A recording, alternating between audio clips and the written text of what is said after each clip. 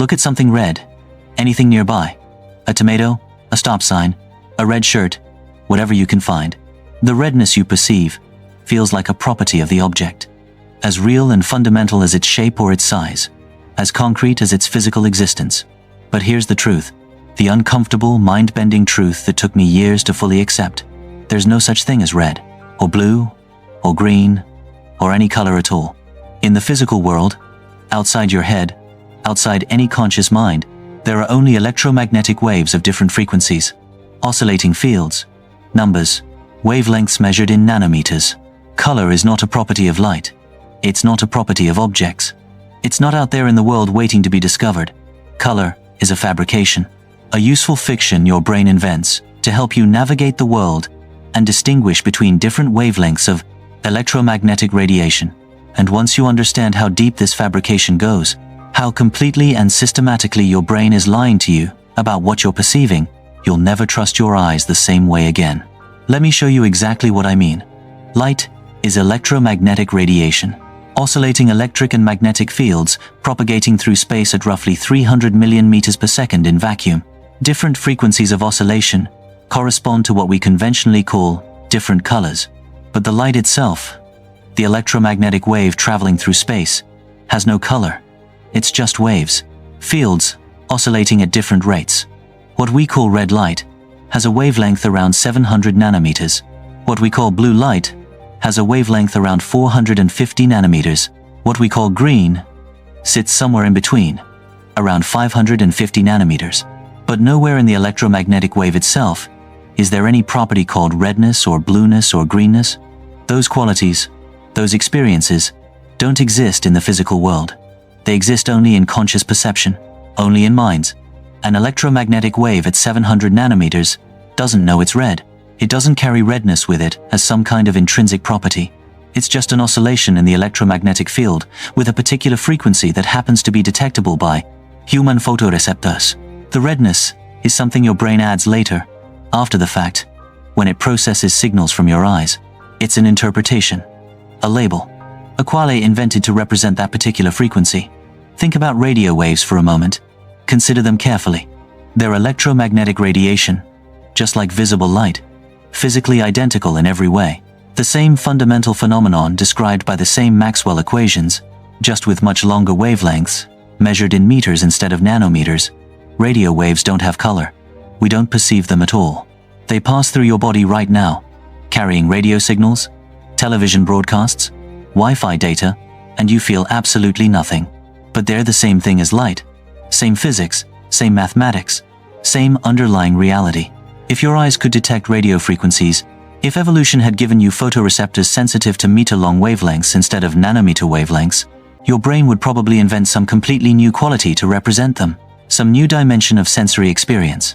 Just as it invented color to represent the narrow band of frequencies we actually can detect, the visible spectrum, the tiny slice of electromagnetic radiation human eyes can perceive, ranges from about 380 nanometers on the short end to about 750 nanometers on the long end.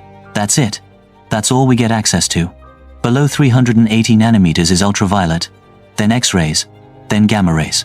Above 750 nanometers is infrared, then microwaves, then radio waves. None of them have color. None of them look like anything to us because we can't see them. Our photoreceptors simply don't respond, but they're all the same phenomenon. Electromagnetic radiation at different frequencies, and none of it, at any frequency, has color as an intrinsic property. Your retina, the light-sensitive tissue lining the back of your eyeball, contains two main types of photoreceptor cells, rods and cones. Rods are for low-light vision. They're extremely sensitive, able to respond to single photons under ideal conditions, but they don't distinguish between different wavelengths.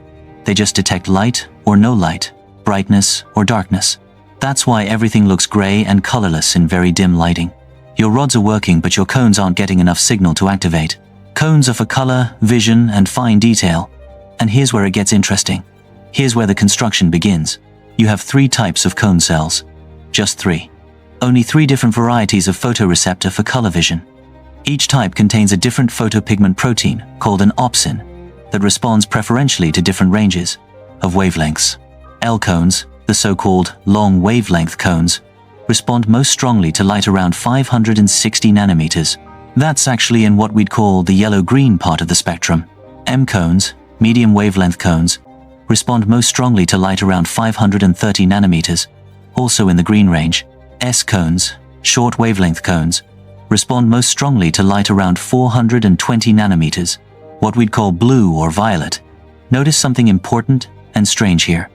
None of these peak sensitivities actually correspond to what we subjectively experience as red. The L cone peaks in yellow-green territory. Yet somehow, mysteriously, your brain constructs the vivid experience of red from combinations of their signals. And here's the absolutely crucial point. The point where everything changes. The point where you realize how much interpretation is happening. Each cone type only sends one piece of information to your brain. How strongly it's being activated at any given moment. That's it. Just a single number. An activation level between 0 and maximum. It doesn't send wavelength information. It doesn't send frequency data. It doesn't tell your brain what specific wavelength of light hit it, or how pure the color is, or anything detailed about from suiting the physical properties of the light. It just says, I'm being activated this much right now. A number. A signal strength. So when 600 nanometer light hits your eye, what we'd conventionally call orange light, your L cones activate strongly. Your M cones activate moderately. Your S cones barely activate at all. Just a tiny bit of baseline noise. Your brain receives 3 numbers, a ratio of activation levels, something like 90 for L cones, 60 for M cones, 5 for S cones. And from those 3 numbers alone, just 3 pieces of information, 3 data points, it constructs the entire rich, vivid, seemingly objective experience of the color orange. But here's where it gets really strange. Here's where the illusion becomes completely obvious, if you think about it carefully. Those same 3 numbers, that same ratio of cone activations, could come from completely different combinations of wavelengths entering your eye. A pure 600 nanometer light source produces one particular set of cone responses, one particular ratio. But a carefully chosen mixture of 650 nanometer light plus 550 nanometer light, 2 completely different wavelengths combined, can produce exactly identical cone responses, the exact same 3 numbers sent to your brain. To your visual system, they're absolutely indistinguishable, completely indistinguishable. Your 3 cone types cannot tell the difference because they're receiving identical activation patterns. So your brain invents the same color experience for both situations, creates the same quale of orange. Even though physically, objectively, measured with instruments, they're completely different. One is a single, pure wavelength. The other is 2 different wavelengths mixed together. This phenomenon has a technical name in color science. Metamerism. Different physical spectra, different combinations of wavelengths, that nevertheless produce identical color perceptions in human observers. It's direct proof, irrefutable empirical evidence, that color isn't a property of the light itself. It's a property of how your brain interprets the limited information it receives from 3 types of sensors with overlapping sensitivity curves. Your computer monitor exploits this ruthlessly. It can't produce every possible wavelength of visible light. It doesn't emit 600 nanometer orange light, or 580 nanometer yellow light, or most other specific wavelengths. It has exactly 3 types of light-emitting pixels. Red pixels emitting around 630 nanometers, green pixels around 530 nanometers, blue pixels around 465 nanometers. That's all it has. But by varying the intensity of these 3 wavelengths independently, by creating different ratios of activation in your 3 cone types, it tricks your brain into seeing millions of distinct colors, colors that seem as vivid and real as any color in nature. The yellow on your screen right now isn't 580 nanometer yellow light. It physically cannot be. Your screen doesn't produce that wavelength. It's producing a mixture of 630 nanometer red light and 530 nanometer green light at specific intensities. But your brain can't tell the difference. To your visual system, to your conscious experience, it looks exactly like pure yellow light would look. A perfect metameric match. Your brain is being systematically fooled, deliberately, intentionally, by every screen you look at, and it has absolutely no way to know. Now, think about other animals, other species with different numbers and types of photoreceptors. Birds have 4 cone types instead of 3. 4 independent channels of wavelength information. They can distinguish between wavelengths that look completely identical to us. They perceive color dimensions, color variations, that we literally cannot imagine or experience. Mantis shrimp have 16 different types of photoreceptors. 16. Each sensitive to different wavelength ranges, some with incredibly narrow tuning curves. What does their color space look like? What is their subjective experience of viewing the world? We have absolutely no idea. We can't even conceive of it properly. It's as alien and incomprehensible to us as our three-dimensional color vision would be to a creature with only one type of photoreceptor seeing everything in shades of gray. Each species constructs a completely different color space from the same physical electromagnetic spectrum. Different dimensionality, different structure, different relationships between wavelengths and color experiences. There's no true color, no objective color that the universe actually possesses independent of observers. Only species-specific, observer-dependent, even individual-specific perceptual constructions. And once your brain receives those three numbers from your cones, once it has that basic activation data, it doesn't just straightforwardly assign a color based on the raw ratios. That would be far too simple, too mechanical. It performs incredibly complex contextual processing. It adjusts for surrounding colors through lateral inhibition and opponent processing. It adjusts for lighting conditions through sophisticated computational algorithms we're only beginning to understand. It adjusts based on what it expects to see based on past experience and object recognition. You've probably seen the famous dress illusion that went viral online several years ago.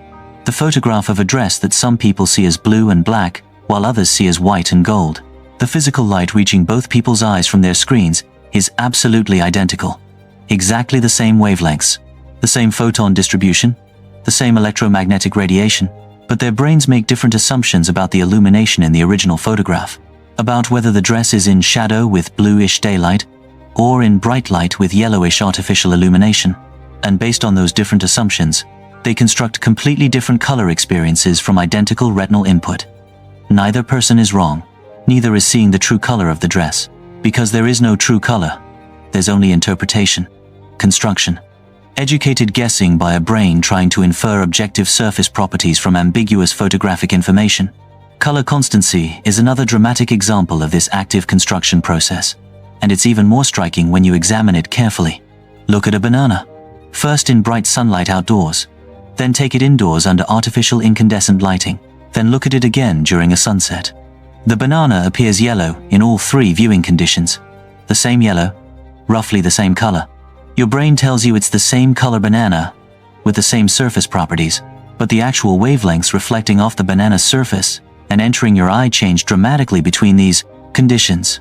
Sunlight is relatively rich in short blue wavelengths. Incandescent bulbs are heavily weighted toward long red wavelengths. Sunset light is even more extreme, almost entirely red and orange.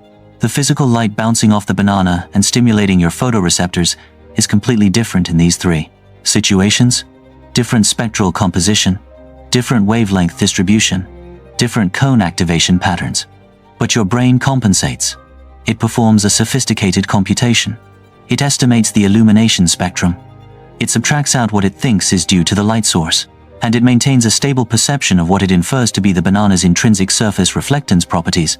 It's solving an inverse problem, an ill-posed problem with no unique solution, taking the light that reaches your eye, making assumptions about the illumination, making assumptions about surface reflectance, and then constructing a color experience based on its best guess about which wavelengths are inherent to the object versus which come from environmental lighting. Except there is no true intrinsic color of the banana. The banana reflects different wavelengths depending on illumination. Your brain is making an educated inference, a probabilistic estimate, about object properties from incomplete information. Sometimes the brain's inference algorithms guess wrong, make incorrect assumptions, and you get optical illusions that reveal the construction process. The checkerboard shadow illusion. Two squares that appear to be completely different colors. One appears light gray, one appears dark gray, or even brown. But if you actually measure the light coming from each square with instruments, they're absolutely identical. Same wavelength distribution, same intensity. Your brain is adjusting for the shadow. It's computing that one square is in shadow, so it must actually be lighter than it appears, while the other square is in bright illumination, so you're seeing its true reflectance. The construction is so powerful, so automatic, so deeply embedded in your visual processing, that even when you know intellectually that they're the same, even when you measure them and prove they're identical, you still see different colors. Your brain overrides the raw sensory data with its contextual interpretation. Simultaneous contrast effects work similarly. The exact same gray square appears lighter when surrounded by black, and darker when surrounded by white. Same physical stimulus. Different perceptual experience based entirely on context. Your brain is constantly editing, constantly adjusting, constantly interpreting and reinterpreting, creating a coherent, stable color experience from fundamentally ambiguous data that could support multiple interpretations. But even when it guesses correctly, even when its inferences match reality perfectly, it's still guessing, still constructing an experience that doesn't correspond to any simple physical property of objects themselves. Objects don't possess color as an intrinsic property. Let me be completely clear about this. Objects fundamentally do not have color. They have reflectance spectra. They absorb some wavelengths and reflect others based on their molecular structure, based on electronic energy level transitions in their constituent atoms and molecules, based on quantum mechanics. A red apple absorbs most visible wavelengths, except wavelengths around 700 nanometers, which it reflects relatively strongly. But that wavelength-dependent reflectance is not color. That's physics. That's optics. That's measurable, objective physical properties. The apple doesn't look red sitting in a dark room. It doesn't look like anything because there's no light to reflect, no photons bouncing off its surface and entering any eye. When you turn on white light, light containing a broad spectrum of wavelengths, the apple selectively reflects 700 nanometer light more than other wavelengths based on its molecular pigments. When that reflected 700 nanometer light enters your eye and creates a particular pattern of cone activation, L cones high, M cones medium, S cones very low, and your brain processes that particular activation pattern through its neural networks, only then, only at that final stage of neural processing, does the subjective experience of redness come into existence. The redness isn't in the apple. It's not in the reflected light. It's in your brain's interpretation of the sensory data. This is what Richard Feynman meant when he challenged us to look past the mathematics and ask what's really happening. Not just how do we calculate color perception, but what is color at the deepest level?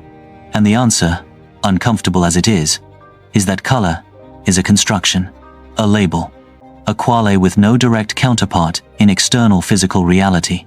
Different animals with radically different types and numbers of photoreceptors would perceive that same apple in completely different ways, constructing completely different color experiences. Bees can see ultraviolet wavelengths, but cannot see red wavelengths. They'd perceive patterns on flowers that are completely invisible to human eyes, ultraviolet nectar guides that direct them efficiently toward pollen and nectar, and they'd completely miss visual patterns that seem obvious and salient to us. Dogs have only 2 cone types instead of our 3. They construct a more limited, 2-dimensional color space somewhat similar to red-green colorblind humans. But they're not defective or broken. They're simply building a different perceptual color space from different input channels. Mantis shrimp with their 16 types of photoreceptors would perceive that apple in ways we cannot begin to imagine. They might see subtle variations in surface texture, in ripeness, in molecular composition, in things we don't even have concepts for, that to our impoverished 3-channel system looks uniformly red and featureless. The fundamental point is this: there's no objective color, no view from nowhere, no God's eye view, that would reveal what color things really truly are independent of any observer. Color is species-specific, observer-dependent, even individual-specific when you account for natural variations in cone sensitivity and neural processing between different people. It's a perceptual construct, not a physical property existing independently in the world. The molecular structure of the apple determines which wavelengths it reflects based on quantum mechanics. That's objective. That's measurable with spectrometers. That's real physics. The wavelength of reflected light is an objective physical property. You can measure it precisely. 700 nanometers, a real number, with units. But color, the subjective phenomenal experience of redness, the qual, exists nowhere in this objective physical chain of events until a brain with the right architecture interprets the chain, signals and constructs the experience. And this raises what philosophers call the hard problem of consciousness, one of the deepest, most difficult questions in all of philosophy and neuroscience. Why does 700 nanometer electromagnetic radiation create the specific subjective experience we call red, rather than the experience we call blue, or sour, or the smell of roses, or any other possible quale? There's nothing inherently red-like about oscillations at that particular frequency. Nothing in the physics that logically necessitates, or even suggests, that this wavelength should produce this specific qual, rather than any other. The mapping from objective wavelength to subjective color experience appears to be arbitrary, contingent. It could have been different. There's no derivation, no chain of reasoning that gets you from hertz to redness. This is what philosophers and neuroscientists call the explanatory gap. And it's a genuine problem that hasn't been solved. You can completely describe the physics in arbitrary detail. Electromagnetic waves at specific frequencies and amplitudes, photoreceptor proteins absorbing photons through quantum mechanical transitions, neural firing patterns and spike trains in the retina, signal propagation through the lateral geniculate nucleus, computational processing in primary visual cortex. You can describe all of that mechanistically. Every molecule, every neuron, every synapse, every electrical impulse, in complete reductive physical detail. But nowhere in that exhaustive physical description is there anything that would tell you what redness feels like, what the subjective experience is, what philosophers call the phenomenal character or the quale. We don't know, and this bothers me. It should bother you too. We have no idea how or why subjective experience arises from objective physical processes. The next time you marvel at a sunset, at the oranges and purples and reds painting the sky, remember this: those colors aren't in the sky. They're in you. The universe is showing you electromagnetic radiation scattered by atmospheric molecules, and you're painting that colorless data with the most beautiful lie consciousness ever invented.